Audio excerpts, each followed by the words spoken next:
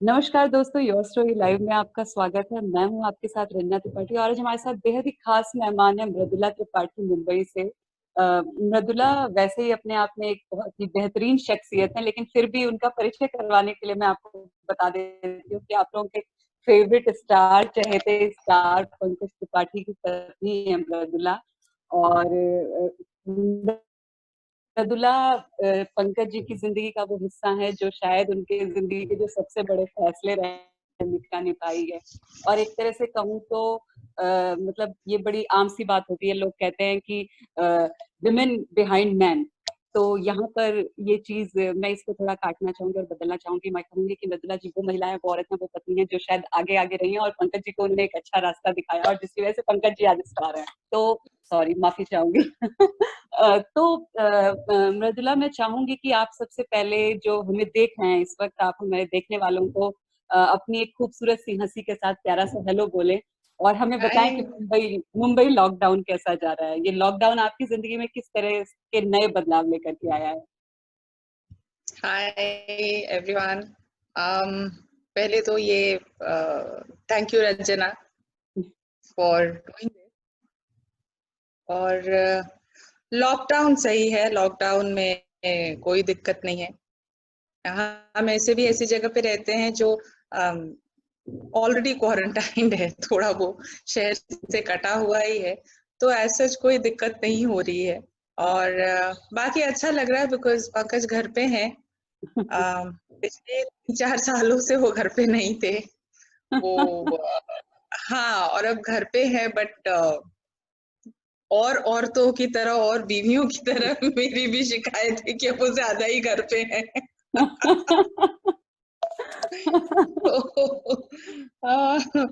But good, अच्छा है, कोई दिक्कत नहीं है यहाँ पे।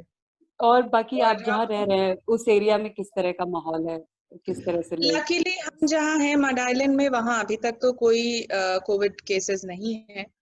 क्योंकि ये थोड़ा हटके है, जी। समंदर के किनारे है और थोड़ा सा कटा हुआ है ये बाकी जगहों से। और मड आइलैंड है तो थोड़ा, और हम गेटेड कम्युनिटी में रहते हैं, तो यहाँ बाहर के लोगों का आना जाना भी नहीं है, एक्चुअली ना के बराबर है। तो that way we are all safe. कोई दिक्कत नहीं है अभी तक तो। लेट्स सी, अभी तो कुछ दिनों में बारिश भी शुरू हो जाएगी और लॉकडाउन भी खुल जाएगा, उसके बाद नहीं पता क्या होगा। उम्मीद है कि सब अच्छा अच्छा ही होना चाहिए। मृदुला, एक एक बात जो मैं भी जानना चाहती हूँ, और जब मैंने लोगों को बताया कि आज मैं आपका इंटरव्यू कर रही हूँ, तो लोगों ने भी सबसे पहले मुझे यही कहा कि आप उनसे सबसे पहले ये पूछिएगा कि मृदुला और पंकज कैसे मिले, ये सुंदर सी लव स्टोरी कैसे शुरू हुई। वो मुझसे ज्यादा सुंदर सी लव स्टोरी मेरा पति बताता है सबको, और अलग अलग वर्जन्स बताता है वो। तो जिससे मिलती हूँ मैं, उस सबके पास उनका अलग वर्जन होता है कि अच्छा ऐसे मिले थे आप लोग, अच्छा वैसे मिले थे आप लोग। अम, मेरे तो भाई की शादी थी, यहाँ मेरे पर हम भाई लोग है आपका मुझसे 10 वर्जन। साल जी जी। जी, यहाँ पर हम हाँ, आपका मेरा आपका वर्जन जानना सुनेंगे। चाहेंगे। बिल्कुल।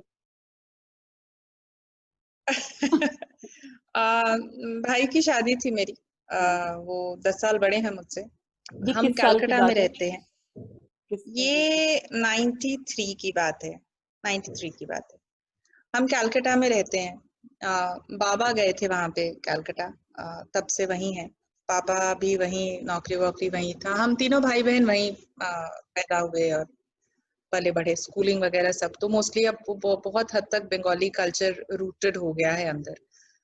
तो पर शादी थी भाई की, तो बिहारी लड़की चाहिए थी। परिवार, वो होता है ना वंश वाली बात की, नहीं मतलब अपने तरफ शादी होगी। तो हम्म। लड़की ढूंढ रहे थे। मेरा भाई काफी लंबा है, वो 6 फीट 4 इंच का है। और हम घर वालों ने काफी लड़कियां देखी थी, उन कोई पसंद ना आए। कोई पढ़ी लिखी ना हो, कोई लंबाई ना मिले। होते हवाते ये फाइनली एक फैमिली मिली। और हम गए, शादी वादी तय हो गई। तो पता चला कि वहाँ ये दो भाई हैं, 2 बहनें हैं। बड़ी बहन की शादी हो चुकी थी, बड़े भाई की शादी हो चुकी थी, छोटी बहन की शादी मेरे बड़े भाई से होनी थी और एक भाई है, बट उस भाई के बारे में मुझे कुछ पता नहीं था। इतना था कि एक और भाई है और बाकी मैं तब जब तय हुई थी शादी तब मैं 9th में थी। जी। तो तिलक होता है हमारे यहाँ, शादी के पहले तिलक चढ़ता है हम्म। गाँव में। तो वो जनरली लड़की का भाई चढ़ाता है। तो जी। अम, उम, पहली बार तभी देखा था मैंने पंकज को तिलक में।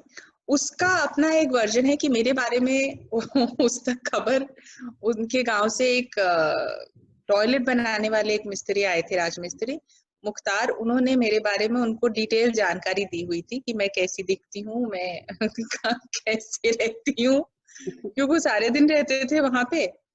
तो वो सारे दिन टॉयलेट का और इसका और उसका एस्टिमेट और सारी चीजें इनके भाई को बताते थे और मेरा एस्टिमेट पंकज को बताते थे। तो समहाउ उसके पास एक कल्पना थी, बट मेरे पास आज सच कोई रेफरेंस नहीं था पंकज का।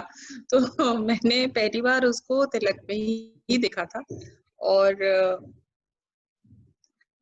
गर्ल्स स्कूल में थे हम शुरू से, और कलकत्ता में रहने के बावजूद भी हम थोड़े से क्लोज्ड कंपार्टमेंट में थे।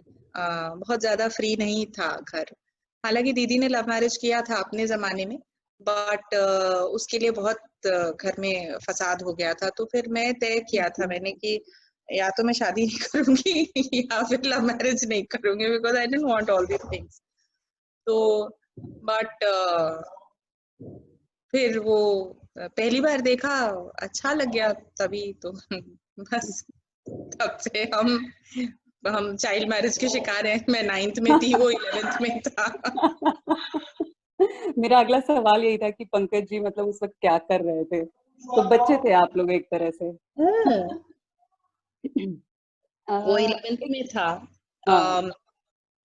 और मैं 9th में थी। दाढ़ी ऐसे तुरंत तुरंत आना शुरू हुई थी उसकी।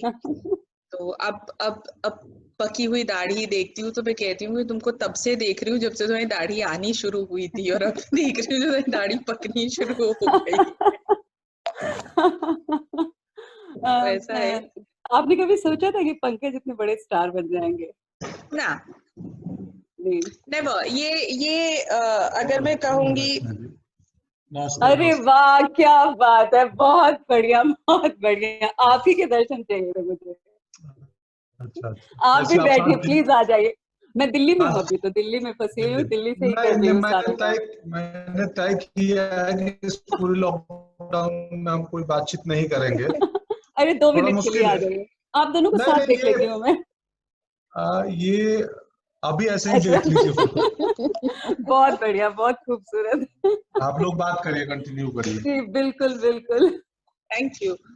तो हाँ, क्या कह रहे थे आप? कि आपने कभी सोचा था कि इतने बड़े स्टार बन जाएंगे पंकज? नहीं नहीं नहीं, कभी नहीं। इनफैक्ट मुझे ना बहुत चिढ़ होती है मेरे कुछ रिश्तेदारों से और कुछ जानने वालों से जो कहते हैं कि हमें पता था कि ये बनने वाला है। मुझे लगता है कि कैसे पता था? आई मीन नहीं, मुझे नहीं पता था। मुझे नहीं पता था। हम्म। आप थोड़ा अपने बचपन के बारे में कुछ बताइए, अपनी स्कूलिंग, अपना परिवार, किस तरह से आप पली बढ़ी, थोड़ा इस पर प्रकाश डालिए। कोई बहुत ऐसे बहुत बड़े परिवार से नहीं आती हूँ, बट पापा पापा एक प्राइवेट फर्म में काम करते थे, शिपिंग कंपनी थी। और माँ हाउसवाइफ। हम 3 भाई बहन हैं। दोनों बड़े हैं। दीदी 7 साल बड़ी है, भाई 10 साल बड़ा है, और मैं सबसे छोटी हूँ। तो 9th में जब थी तब तक भाभी आ गई, और उनके आने के बाद उन्होंने मुझे किचन में नहीं जाने दिया। कलकत्ता से किया, शिक्षायतन से हिंदी ऑनर्स में मास्टर्स किया। उसके बाद बाय दैट टाइम हम तय कर चुके थे कि अब शादी करनी है, तो वी डिसाइडेड कि भाई तुम बीएड कर लो, सो दैट यहाँ आने के बाद कोई स्कूल में नौकरी वोकरी हो जाएगी। तो मुझे मन था एमफिल करने का और पीएचडी करने, but then I thought that was the best choice of doing BEd, because MPhil एक लंबा टाइम लगता और पीएचडी में भी लंबा टाइम लगता। तो इसलिए मैंने बीएड कर लिया वहाँ लोरेटो से, और फिर हम बॉम्बे आ गए, और यहाँ आने के बाद फिर किससे सुन ही चुके हैं आप लोग सब। किस साल में चल रहा है। आप लोग बॉम्बे आए? किस साल में आप लोग बॉम्बे आए? 2004 में आए थे, 16 अक्टूबर को, 16th of October 2004 हम बॉम्बे पहुंचे थे। जी। दिल्ली से आए थे हम, और तब से यही हैं। बहुत जरूरी था आप लोगों का बॉम्बे जाना। हाँ, पंकज के लिए तो बहुत जरूरी था, क्योंकि ड्रामा स्कूल खत्म करने के बाद मैंने दिल्ली में नौकरी किया था, 2-3 महीने मैंने किया नौकरी, बट हमारा एक दोस्त हुआ करता था ड्रामा स्कूल का, भानु। ये और भानु रोज रात को बातें करते थे, और भानु रोज उसको एक बार मतलब नियर अबाउट होता है ना, you get on my nerves kind of thing, वैसा होता था कि तू बॉम्बे आ जा, तू दिल्ली में क्या कर रहा है, तेरे लिए दिल्ली नहीं है, तो बॉम्बे। और ये रात भर ना इधर से उधर करवट बदलता था। तो मुझे लगा कि नहीं, now we really need to go. तो फिर नौकरी छोड़ी मैंने, और आ गए हम। नौकरी छोड़ने के बाद हम आगरा, मथुरा, वृंदावन घूमने गए थे, और हम घुमक्कड़ बहुत हैं, हम दोनों को घूमते रहते हैं। हम बहुत घूमते हैं हम, और उसके बाद उसके बहुत डिस्टर्ब करते हैं दोनों। जब हम बातें करते हैं तो दोनों बहुत डिस्टर्ब करते हैं। हाँ, उनको अटेंशन चाहिए। फिर हाँ, वो चारों इस वक्त चारों बैठे हैं, आप देखना चाहोगे? चारों बैठे हैं। हाँ, बिल्कुल बिल्कुल, दिखाइए। ओहो वाह, क्या बात है। वो पूचू है जो हाथ हिला रही है, बड़ी वाली है घूम रही है, वो जीनी है, जो छोटा बैठा है वो प्रिंस है, और उधर मेरे पति। पंकज जी। मृदुला, स्टार होने से पहले, पंकज के स्टार होने से पहले और स्टार होने के बाद, क्या इनमें, पंकज में आपने किसी तरह का व्यवहारिक बदलाव महसूस किया? क्योंकि आप ही हैं जो उनके सबसे ज्यादा करीब हैं। व्यस्त हो गया था, बहुत ज्यादा व्यस्त हो गया है, तो वो अच्छा नहीं लगता है, बस और कुछ नहीं है सच। और व्यस्त होने की वजह से क्या होता है कि आप बाहर की बहुत सारी चीजें, बहुत सारे प्रॉब्लम्स घर पे लेके आते हो। हालांकि ही ट्राइज अ लॉट कि वो घर पे चीजें ना आए, but being an actor, being a good actor, वो कैरेक्टर रहता है उसके साथ। तो व्हाट आई हैव फेल्ट, वो कैरेक्टर रहता है उसके साथ। however he tries कि वो चला निकल जाए कैरेक्टर दरवाजे पे आने के पहले, बट स्टिल वो इट रिमेन्स। तो कई बार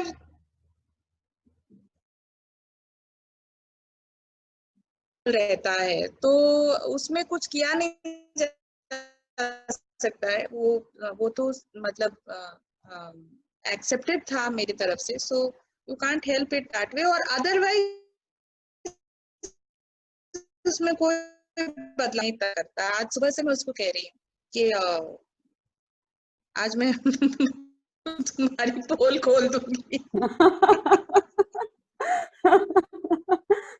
आज सुबह से मैंने उसको धमकी दे रखी कि आज तुम्हारी पोल खोल दूंगी। बिल्कुल, ये स्टोरी के माध्यम से पंकज जी की सारी पोल खुल गई है आज। उसमें कोई बदलाव नहीं आया ना, पहले भी ऐसा ही था, अभी भी वो ऐसा ही है। So there is no change. ये चीज संभाल के रख पाना भी बहुत बड़ी बात है कि आप में किसी तरह का कोई व्यवहारिक बदलाव नहीं आए। बिल्कुल बिल्कुल।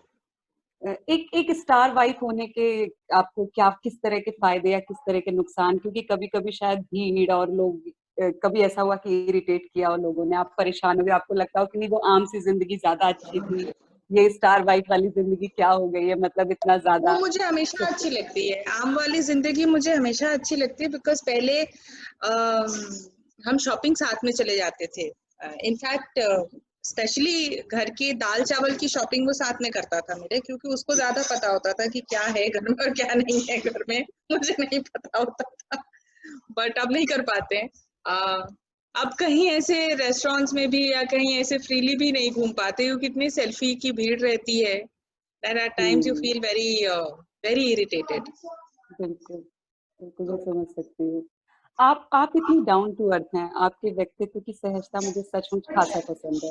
मतलब कहाँ से लाती हैं इतनी मोहब्बत, इतनी सहजता, इतना प्यारा व्यवहार? Oh my God, you should ask my husband. ये अभी वो बोलेगा इतना रॉन्ग क्वेश्चन है ये। मैं सहज बिल्कुल नहीं हूँ। मैं सबसे ज्यादा टफ हूँ अपने पूरे घर में, अपने पूरे खानदान में। सबसे ज्यादा अनसोशल हूँ। मेरे दोस्त नहीं है, बहुत कम, बहुत गिने चुने दोस्त हैं। मैं सबसे मिल नहीं पाती हूँ, तो इसीलिए मैं ऐसी हूँ। बिकॉज मैं ऑनेस्ट हूँ बस, और कुछ नहीं है। सहजता वाली बात मुझे नहीं पता है कि नहीं। मैं सहज नहीं हूँ, मुझे ऐसा लगता है। मैं सिंपल नहीं हूँ। मैं easy going, but not easy going, मैं लोगों से मिल नहीं पाती हूँ बहुत ज्यादा। तो that is how I am, because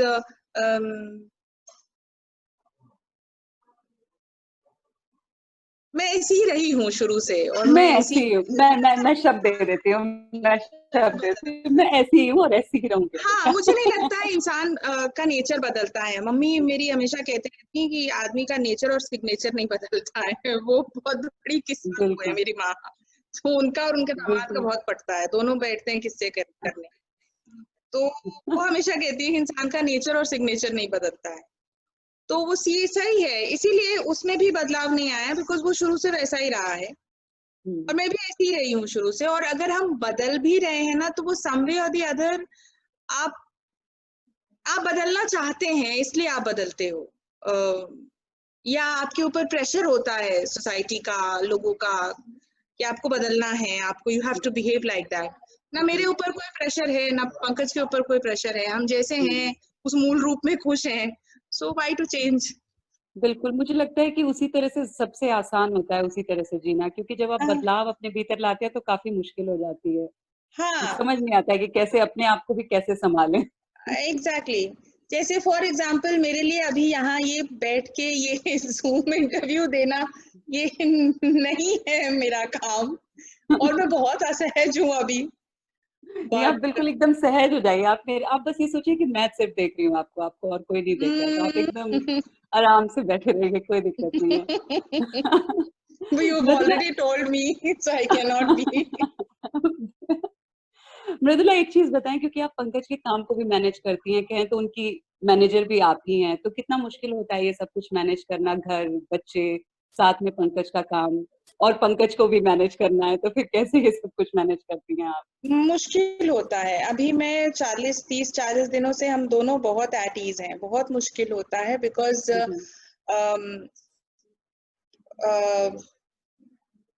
seriously पूछू उधर से कह रही है मैं सबसे इजी मैनेजेबल हूँ। मेरे घर में सबसे ज्यादा टफ अगर कोई है मैनेज करने का, तो मेरी बेटी है। सो मुश्किल होता है। पहले एक और कोई मैनेजर थी जो पंकज को मैनेज करती थी। तो तब ऐसा होता था ना कि छुट्टी अगर है, मेरी छुट्टी है या इसकी छुट्टी है, तो हम ऐसे पिल पड़ते थे कि उसको बोलो टाइम मैनेज करेगी और छुट्टी निकालो और हम जाएंगे, हम नहीं रहेंगे घर पे। अब चूंकि मैं मैनेज करती हूँ, तो जो छुट्टियां होती है वो भी कैंसिल हो जाती है कि भाई ये जरूरी है, ये कर लो, ये टाइम पे ये कर लेते, बाद में हम अपने को मैनेज कर लेंगे। तो देर थोड़ा सा वहां पे कॉम्प्रोमाइज करना पड़ जाता है और मुश्किल होता है, बिकॉज ये हम सबको पता है कि ये इंडस्ट्री चढ़ते सूरज को बहुत सलाम करती है। इनफैक्ट पूरी दुनिया चढ़ते बिल्कुल सूरज को सलाम करती है। बिल्कुल बिल्कुल। तो आप बिलीव नहीं करेंगे, बाढ़ आई हुई है हमारे पास स्क्रिप्ट की और काम की, और सब अच्छे स्क्रिप्ट्स, कोई भी बुरा नहीं है, कोई भी खराब नहीं है। और जिसके पास आती है ये स्क्रिप्ट, वो इतने अच्छे सहृदय इंसान हैं कि वो किसी को ना नहीं कर पाते हैं। तो वो 30 दिन का अगर शेड्यूल है घर में, अगर एक महीने में 30 दिन होते हैं, तो वो 60 दिन का काम लेके बैठे रहते हैं कि ये भी अच्छा है, ये भी बहुत अच्छा स्क्रिप्ट है, तो तुम इसको पढ़ लो, देख लो, इसको मैनेज कर लो। एक फिल्म इन्होंने साइन की थी जो मुझे समवे नहीं अच्छा लगा था, एंड आई टोल्ड हिम कि ये जाके तुम मना कर दो। मेरे पति वहां गए मना करने, और वहां से दूसरी फिल्म साइन करके आ गए कि ये मैनेज कर लो डेट। तो वो मुश्किल होता है, बहुत मुश्किल होता है इसके साथ मैनेज करना। बट अभी मैं बहुत खुश हूँ 30-40 दिनों से ना। लॉकडाउन इसने खुद से वो स्टैंड, इनफैक्ट इसके लिए भी बहुत अच्छा है। इवन ही हैज रियलाइज्ड कि नहीं, थोड़ा बॉडी को आराम देना और दिमाग को आराम देना बहुत जरूरी है। एकदम, वरना वो एकदम बर्न आउट हो गया था, थक गया था। यू कुड सी दैट, वो थकान चेहरे पे दिख रही थी, वो इट वाज बैड। बिल्कुल, तो ये लॉकडाउन एक तरह से एक लंबा आराम लेकर के आया है आप लोगों के लिए। हमारे लिए तो ब्लेसिंग है, बिल्कुल बिल्कुल बिल्कुल। क्योंकि आप एक टीचर भी रह चुकी हैं, जैसा कि आपने अभी बताया, और जितना मैं आपको समझ पाई हूँ आपकी तस्वीरें देख करके, आपकी बातचीत से, मुझे ऐसा लगता है कि बच्चों से आपको खासा मोहब्बत है, बहुत करीब होती हैं आप बच्चों के। मुझे मेरे बच्चे बहुत पसंद है। इनफैक्ट पूछो, कुछ जलन होती थी मेरे स्टूडेंट्स से कई बार कि उनको आप ज्यादा प्यार करते हो, मुझे नहीं करते हो। मुझे मेरे बच्चे बहुत पसंद है। इनफैक्ट सबसे अच्छा कॉम्प्लीमेंट एक पेरेंट से ये मिला था कि तुम पहली टीचर हो जो स्टूडेंट्स को मेरे बच्चे बुलाती हो, तुम उनको स्टूडेंट्स नहीं बुलाती हो। लाइक वो 8 घंटे रहते हैं मेरे साथ, and I am there to look after them. तो वो बच्चे ही हैं मेरे, क्या कर सकती हूँ। बहुत अच्छी बात है। तो और आप एक टीन एज बेटी की माँ है, क्या उम्र है पूछू की अभी? पूछू इज 13 इयर्स, अभी 13 साल की है। और 14, अच्छा करेक्ट किया उन्होंने, 14 2006 की बॉर्न है। मैं काउंट नहीं करती हूँ उनकी उम्र है ये जी। तो मैं चाहूंगी कि आप पेरेंटिंग के थोड़े 1-2 टिप्स दे दें टीनेज बच्चों को, बच्चों के लिए, बच्चों की माओं को, बच्चों के पिता को। मैं किसी को कोई टिप नहीं दे सकती हूँ। हर माँ का अपना तरीका होता है बच्चों को पालने का और बड़ा करने का। पर मुझे ऐसा लगता है कि Puchu will turn out to be a very good human being, a very good human being, very understanding child. Not because मेरी कोई पेरेंटिंग की उसमें ये है या पंकज की का कुछ ये है। डेफिनेटली देखती है हम दोनों को, सीखती है हम दोनों से। उसकी मैं बेस्ट फ्रेंड हूँ। वो लाइफ के जितने झोल है, जितनी अच्छी बातें हैं, वो बिना डरे बिना हिचके मेरे साथ कर सकती है। और ये फ्रीडम है उसको कि भाई तुम किसी भी तरह की कोई बात ना छुपाओगी, ना हम छुपाएंगे। बहुत खुला माहौल है। आई डोंट नो कितने लोग इस बात से सहमत होंगे या नहीं होंगे, मुझे नहीं पता है। But being a daughter's mother, मुझे बहुत प्राउड फील होता है कि मेरे घर में किसी भी तरह का टैबू नहीं है। पूछू, मैं, पंकज, हम फ्रीली हर मामले में, हर बारे में बात कर सकते हैं। So that is what is required कि आपका बच्चा कहीं से भी ना ये फील ना करे कि अरे इस बारे में बात कर सकते हैं कि, specially when they are growing, there are so many questions, there are so many questions जो एक पॉइंट पे अनआंसरेबल, नॉन आंसरेबल टाइप की चीजें लगती हैं कि भाई ये इसको कैसे जवाब दे दूं। मतलब मुझे याद है पूछू सिजेरियन बेबी है मेरी, और वो बहुत कॉन्शियस मेरा वो डिसीजन था कि ये सिजेरियन ही होगी। बिकॉज मैंने देखा है मेरे घर के बाकी बच्चों को ये क्वेश्चन पूछते हुए कि हम कहाँ से आए हैं। तो for me it was very easy to show her the mark कि तुम यहाँ से आई हो, because definitely she will get to know the answer later on, but not at that tender age when it is not required. So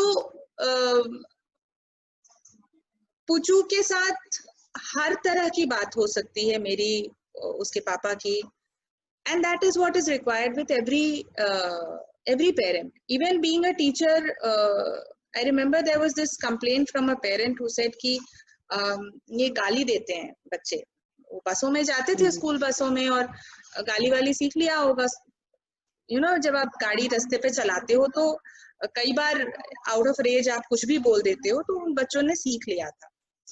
and the parent had this huge complain कि गाली सीख रहे हैं बच्चे और आप लोग कुछ नहीं कर रहे हैं। मुझे ये लगा कि अब इनको मैं क्या बताऊं, तो उस पेरेंट के सामने ही मैंने उस बच्चे को कहा था कि हर चीज का एक एज होता है। इट्स नॉट दैट मुझे नहीं आती है गाली, इट्स नॉट दैट तुम्हारे मम्मी पापा को नहीं आती है गाली, और हर चीज का एक स्पेस होता है, एक जगह होती है। तो when you grow up, when you get to know where to use what, use it there. I will not be there to guide, or your parent is not going to be there to guide you throughout your life. So that is how it is. You need to be very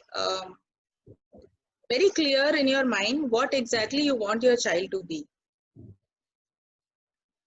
That is the main tip of parenting. You want your child to be an engineer, you go ahead with that kind of parenting. You want your child to be a good human being, go ahead with that. आप जो दिखाओगे, आप जो कहोगे, आप जो करोगे घर पे, वही होगा। बिल्कुल बिल्कुल बिल्कुल, बहुत अच्छी बात कही आपने मृदुला।